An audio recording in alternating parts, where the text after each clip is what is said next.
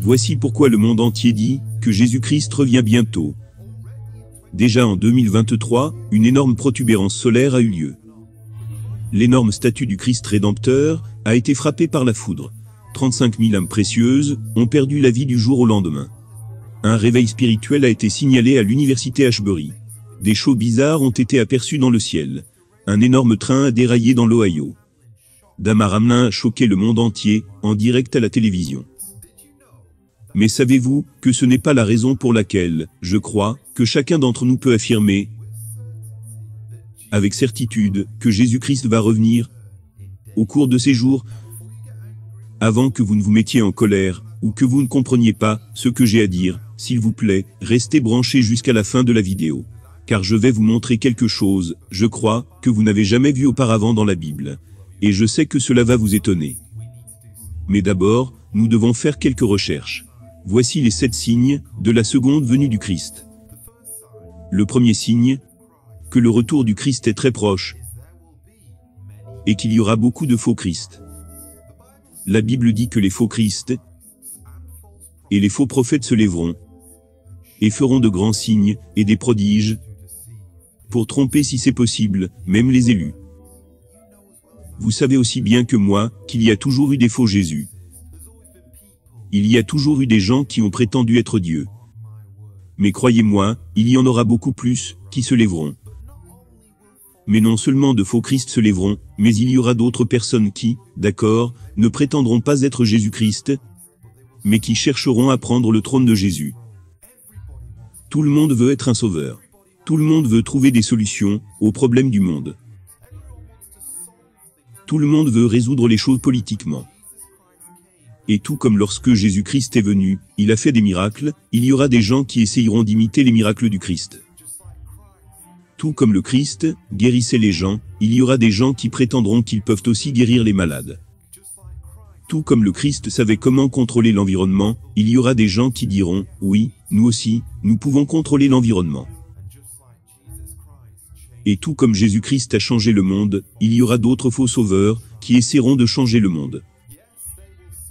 Où ils se sacrifieront, non pas pour le bien de l'humanité, mais pour leur propre bien. Ils mourront pour Dame Nature. Le deuxième signe, que le retour du Christ est proche, c'est qu'il y aura des guerres et des bruits de guerre. Mais voyons Joé, cela ne se produit-il pas depuis 2000 ans? Eh bien, si tu crois vraiment cela, tu dois vraiment rester pour entendre ce verset biblique, qui prouve que le retour du Christ n'est plus qu'à quelques jours.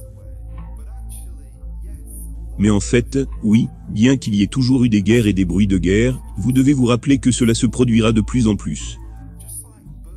Tout comme les douleurs d'accouchement, quand une femme est sur le point d'accoucher.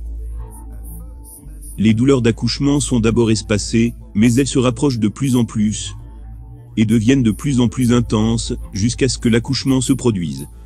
Et de même que le retour du Christ approche de plus en plus, nous entendrons beaucoup plus parler de guerre, beaucoup plus d'alliances, beaucoup plus de troubles, beaucoup plus de combats, et cela se passera à l'échelle internationale.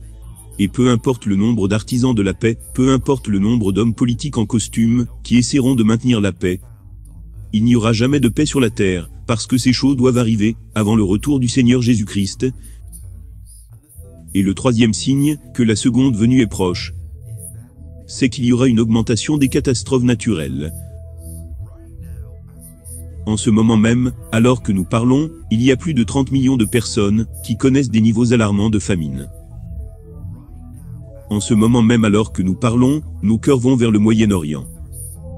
Parce qu'il y a tant de gens qui ont été secoués par ce qui vient d'arriver. Ils essaient de recoller les morceaux et de reprendre le cours de leur vie. En ce moment même alors que nous parlons, dois-je vous rappeler toute la folie de ce qui s'est passé en 2020? La vérité, c'est que le monde tremble en ce moment même. On n'a pas besoin d'être un génie pour le remarquer. Et j'ai la permission de dire ceci, alors que je regarde le monde, et que je vois tout ce qui se passe, je dois dire, est-ce que la Terre peut supporter encore plus de désastres? Faut-il s'étonner de ce que la Bible dit? Que lorsque les hommes et les femmes verront le jugement de Dieu s'abattre sur la terre, la Bible dit que le cœur des hommes fondra. le cœur des hommes leur fera défaut, parce qu'ils réaliseront que le monde dans lequel ils ont vécu pendant si longtemps s'écroule devant leurs propres yeux. Écoutez-moi les gars, j'aime les animaux. J'aime la vie marine. J'aime la création de Dieu, et je veux faire ma part pour l'environnement. Mais peu importe que Greta proteste. Peu importe que Leonardo DiCaprio ou Jane Fonda protestent, nous ne serons pas en mesure de sauver cette terre, parce que l'histoire est déjà écrite sur le mur. Il y a des milliers d'années, dans la Bible, il nous fut annoncé que la terre allait fondre. Et lorsque nous regardons les news, lorsque nous regardons autour de nous, nous devons dire que nous pouvons voir cette prédiction se réaliser. Le quatrième signe, que le retour du Christ est imminent, et que l'amour de beaucoup se refroidira. La Bible dit, mais l'Esprit dit expressément, que dans les derniers temps, quelques-uns abandonneront la foi, pour s'attacher à des esprits séducteurs, et à des doctrines de démons.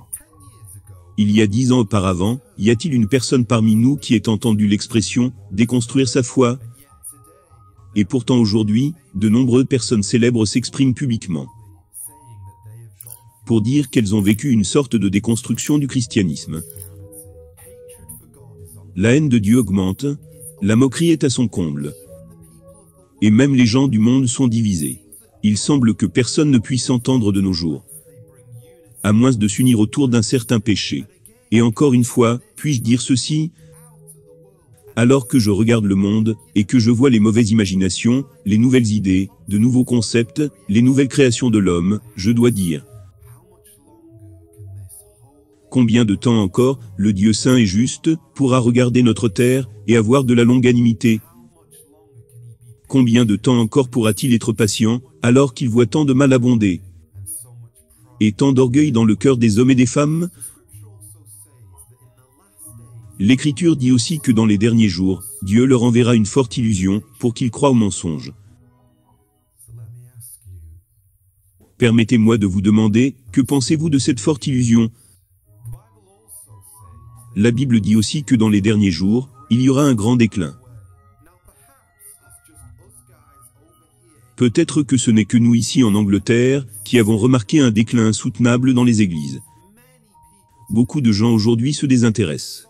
Il y a tellement d'agitation, tellement de désunion parmi les chrétiens dans notre nation. D'après mon expérience, beaucoup de personnes ne se soucient plus vraiment de la parole de Dieu, en Angleterre. Tout ce qui les intéresse, c'est d'avoir un club social, une communauté, ou un endroit avec une prise en charge exceptionnelle. Mais encore une fois, ce n'est pas la raison pour laquelle je crois que nous pouvons tous dire que le retour du Christ n'est plus qu'à quelques jours. C'est ce que je vais vous montrer dans un instant. Le cinquième signe, juste avant la seconde venue du Christ, c'est que l'Évangile sera prêché dans le monde entier. Écoutez-moi, je crois que nous avons gravement sous-estimé le nombre de personnes qui n'ont pas encore été touchées par l'Évangile du Seigneur Jésus-Christ. Très récemment, l'organisation missionnaire radicale est venue avec une statistique fascinante, qui dit qu'il y a plus de 3 milliards de personnes et plus de 7000 groupes de population qui n'ont jamais entendu l'Évangile. Il y a juste 5 ans de cela, j'étais en Grèce avec ma femme. Nous étions en train de prendre un repas, tard dans la nuit, et le serveur s'est approché de nous, et a commencé à nous parler. Il m'a demandé ce que je fais dans la vie. Je lui ai répondu que j'étais un prédicateur chrétien, et que je prêche le message de Jésus. Vous avez déjà entendu parler de Jésus, n'est-ce pas ? Et je vous dis ceci, le visage de cet homme est resté vide. Vous n'avez jamais entendu parler de Jésus-Christ ? Il a dit non, je n'en ai jamais entendu parler. Eh bien, 10 minutes plus tard, cet homme avait clairement entendu parler du Seigneur Jésus-Christ. Mais peut-être que vous êtes assis là en ce moment. Et vous vous dites, oui, j'ai entendu parler de Jésus, mais je ne sais pas grand-chose de lui. Que dit l'Évangile ? Eh bien, je suis très heureux que vous posiez la question. Vous voyez, vous et moi, nous nous tenons devant un Dieu saint, le Créateur de tout l'univers. De ce qui est juste, de ce qui est parfait dans toutes ses voies. Ce Dieu qui nous a créés, nous voit tels que nous sommes vraiment. Nous sommes des pécheurs coupables, qui sont condamnés devant lui. Oui, nous sommes peut-être beaux à l'extérieur. Oui, les gens peuvent dire que nous sommes de bons citoyens. Mais Dieu nous voit tels que nous sommes vraiment. Nous sommes des pécheurs. Nous avons de la pourriture. de la saleté et de l'impureté qui vit en nous. Et même si nous essayons de ne jamais pécher, c'est impossible. Parce que dans notre nature, nous penchons vers la méchanceté. Nous penchons vers des choses mauvaises, ce que Dieu déteste. Mais Dieu nous aime profondément. Il ne nous a pas laissés dans notre péché. Il ne nous a pas laissés sans voie, sans chemin à suivre, parce que le Seigneur Jésus-Christ est venu dans ce monde, et il a suivi ce chemin. Il a suivi le chemin de la justice. Il a vécu une vie parfaite. Et il s'est sacrifié de lui-même sur une croix. Et là sur la croix, notre péché a été réglé. Pour toute personne qui m'écoute en ce moment, tous nos péchés ont été mis sur Jésus-Christ.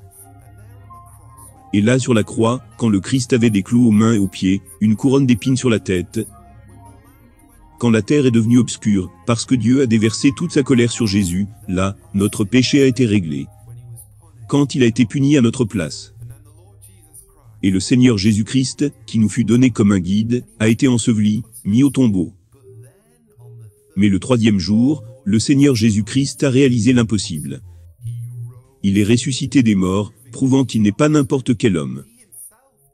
Qu'il est lui-même Dieu fait chair, et qu'il est lui-même digne d'être adoré. Et c'est lui seul qui peut nous pardonner de nos péchés. Parce que lorsqu'il a versé son sang sur la croix, ce sang peut nous laver plus blanc que neige. Et nous pouvons avoir confiance en cela, parce que nous voyons que cet homme est quelqu'un de spécial. Qui peut vaincre la tombe? Et lorsque Jésus-Christ dit « Je peux vous donner la vie, et la vie en abondance », nous savons que nous pouvons mettre notre confiance en lui, et avoir la vie éternelle en lui seul. Je dois donc vous demander maintenant, alors que vous entendez ce message de l'Évangile, qu'allez-vous en faire? Que ferez-vous de cet homme Jésus, qui vous demande de vous tourner vers lui, de vous détourner de vos péchés, et de mettre votre foi en lui seul, le Sauveur du monde? Mais hello, parce que Jésus est vivant, une partie de cet évangile dit qu'il doit revenir à nouveau. La Bible l'a prévu des milliers d'années auparavant. Comme le dit le livre de Zacharie, en ce jour-là, Jésus, posera ses pieds sur le mont des Oliviers, près de Jérusalem, du côté du Levant. Le mont des Oliviers se fendra d'est en ouest en deux parties. Vous voyez, quand Jésus reviendra, il va littéralement fendre le monde en deux. Les hommes et femmes de ce monde trembleront en le voyant. Ce ne sera pas un événement secret. Non, tous les yeux le verront se tenir, sur le mont des Oliviers. Et vous savez, la première fois que le Christ est venu sur cette terre, il a permis aux hommes et aux femmes de le juger, et de le condamner. Mais la deuxième fois, les rôles seront inversés. Le Christ vient maintenant pour juger les hommes et les femmes, pour condamner ceux qui l'ont rejeté. Et pour être le chef et le juge de toute la terre. Et je vais vous dire une chose. Il y a une chose dont je suis plus que sûr, c'est que le soleil se lèvera demain. De même, Jésus reviendra. Pourquoi est-ce que je dis cela? Parce que je sais que le Seigneur Jésus-Christ est un homme de parole. Et s'il a dit qu'il reviendra, et que toutes les preuves pointent vers ce fait, il reviendra vraiment. Et vous feriez mieux d'être prêts pour ce jour. Le sixième signe, que le retour du Christ est proche, est l'abomination de la désolation. Ce sera de la folie. Et je ne veux pas précipiter les choses. Dans une prochaine vidéo, j'aborderai donc ce sujet en détail. Et si vous voulez être informé de cette vidéo, n'oubliez pas de vous abonner. Mais essentiellement, ce que vous devez savoir, c'est qu'il y aura un homme, un prince de ce monde qui séduira beaucoup de gens. Il séduira même le peuple d'Israël, et il s'installera dans le temple de Dieu. Et il exigera que les gens l'adorent, au lieu d'adorer le vrai Seigneur Dieu. Ok, je vais revenir sur le signe final, le septième signe, juste avant le retour du Seigneur Jésus-Christ. Mais d'abord, permettez-moi de vous présenter le rebondissement du siècle. C'est la raison pour laquelle je crois que nous pouvons dire avec confiance que le Seigneur Jésus-Christ reviendra dans quelques jours. Je le sais en ce moment même, dans la section des commentaires, les gens ont déjà cité cette fameuse phrase du Seigneur Jésus-Christ, ils ont cité ce verset. Pour ce qui est du jour, ou de l'heure, personne ne le sait. Ni les anges dans le ciel, ni le Fils, mais le Père seul. Et ils ont raison, seul Dieu le Père connaît l'heure précise, le jour précis, où le Fils de Dieu reviendra. Alors Joé, de quoi parles-tu? Vous vous rappelez dans le jardin d'Éden? Quand Dieu a donné un avertissement à Adam en disant, si tu manges ce fruit défendu, voici ce qui arrivera. Écoutez ce qu'était cet avertissement. Mais de l'arbre de la connaissance du bien et du mal, tu ne mangeras pas. Car le jour où tu en mangeras, tu mourras certainement. N'est-ce pas intéressant? Car si l'on examine la vie d'Adam, on constate qu'il n'est pas mort le jour même où il a mangé de ce fruit. En fait, il a vécu jusqu'à 930 ans. Qu'est-ce que c'est que ça? Ok, regardez ceci. Dans 2 Pierre, chapitre 3, verset 8, il est dit, « Mais il est une chose, bien-aimée, que vous ne devez pas ignorer. » Donc c'est une chose que nous pouvons facilement ignorer. C'est que, devant le Seigneur, un jour est comme 1000 ans. Et 1000 ans sont comme un jour. En fait, même si Adam a vécu jusqu'à 930 ans, il est mort en fait, en l'espace d'un jour. Parce qu'aux yeux de Dieu, 1000 ans ne sont que juste un jour. Vous voyez maintenant où je veux en venir. Voyez-vous, depuis des milliers d'années, les gens se moquent des chrétiens. Ils se sont moqués de nous, parce que nous avons toujours dit, le Seigneur revient bientôt. Jésus-Christ lui-même a dit, voici, je viens bientôt. Et les gens disent, il l'a dit dans sa parole, mais il n'est toujours pas revenu. Cela veut dire que la Bible n'est pas vraie. Cela veut dire que votre christianisme est faux. Mais en fait, Jésus revient bientôt. Parce qu'aux yeux de Dieu, ces 2000 ans n'ont été que juste 2 jours. Parce qu'un jour est comme 1000 ans devant le Seigneur. Et d'accord, vous avez raison. Aucun d'entre nous ne le sait. Aucun d'entre nous ne sait quand le Seigneur Jésus-Christ reviendra. Pas même les anges dans le ciel. Mais il y a une chose que nous devons savoir, c'est la suivante. Sommes-nous prêts pour le jour où le Seigneur reviendra comme un voleur dans la nuit? Sommes-nous prêts? Parce que la Bible dit, prépare-toi à la rencontre de ton Dieu. Prépare-toi pour ce jour.